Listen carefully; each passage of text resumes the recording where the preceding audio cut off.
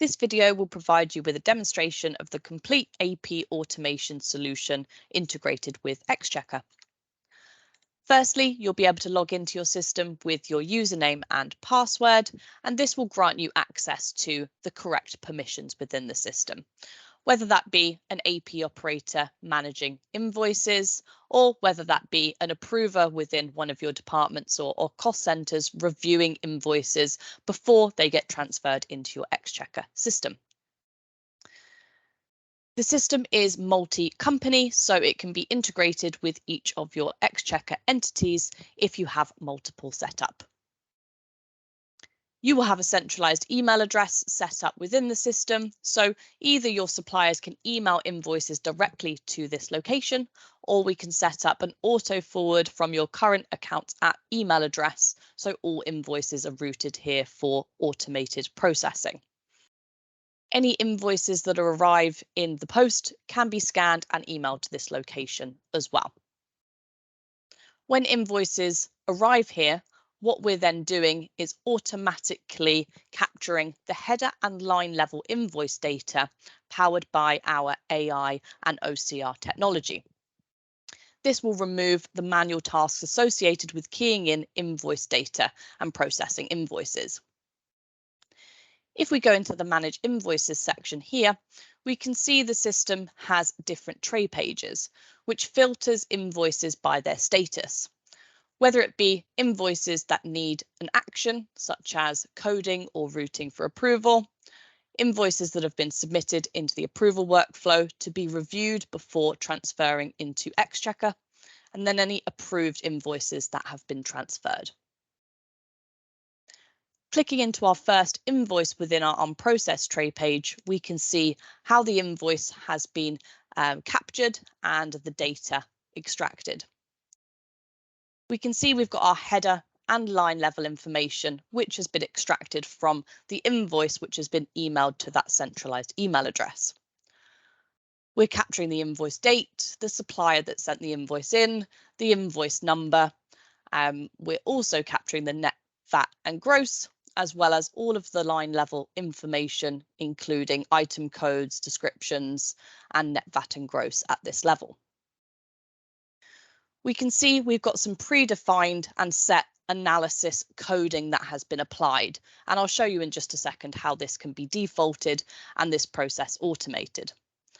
However, we do also have quick actions to quickly select any coding as required. For example, departmental coding. You can either search or select particular departments and then decide whether you want this coding to apply to all lines or particular lines.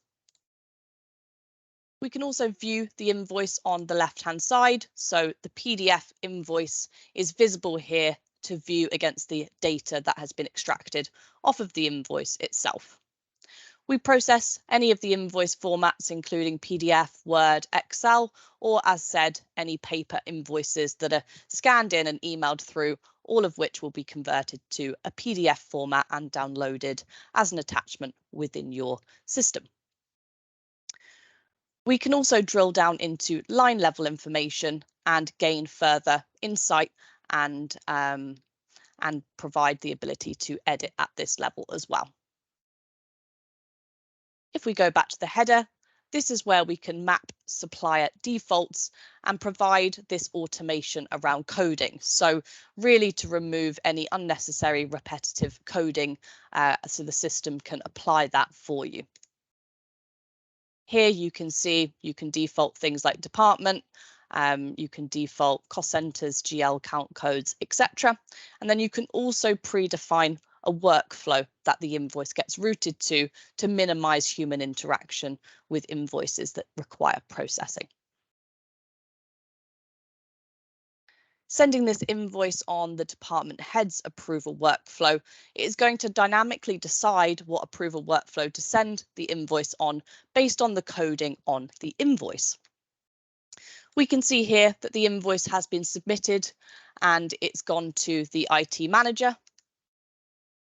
If we then go to the documents and timeline, we can then see that the IT director would need to approve over a certain value threshold. If I go into the awaiting approval trade page, just so we can have a look at what the authorization looks like, we can see we can view all of the relevant invoice information as well as the invoice itself from an approval user perspective. We can email out to the authorizer to notify them that there's an invoice awaiting their authorization, and we can also send out reminders as well. The approval user will decide whether to approve or deny and can also add any comments. All fine with me. All will form part of the audit trail within the system and be visible across the organisation. Also to note that there is a mobile application which can be used to approve invoices on the go and really streamline that approval process for you. Additional approval steps can be called upon, as mentioned, if it's over a certain approval threshold, and really can be designed and configured around your workflow requirements. Any approved transactions will be automatically transferred to Exchequer. It will just take a few minutes here to refresh, and then we'll be retrieving a journal reference number once the invoice has been posted. Clicking in here and looking at documents and timeline, we can see that the invoice was submitted by a particular user. We've got all of the data and audit trail around approval workflow, and then we have also got the posting date and the journal number. So now the invoice has been transferred automatically to your Exchequer system for further processing and payment. That concludes the quick demo of the AP automation solution integrated with Exchequer. Thank you for watching.